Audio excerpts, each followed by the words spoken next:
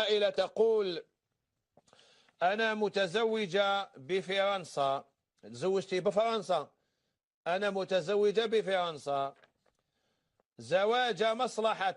شفت؟ زواج مصلحة، سمعتوا؟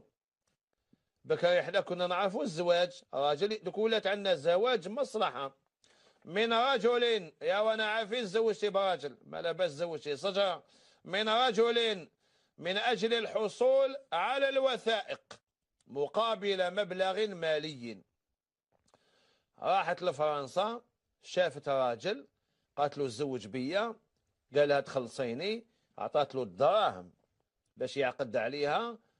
يسموه الزواج الأبيض، هذا الزواج الأسود، هذا هو الزواج الأسود، لأنه زواج بنية الطلاق.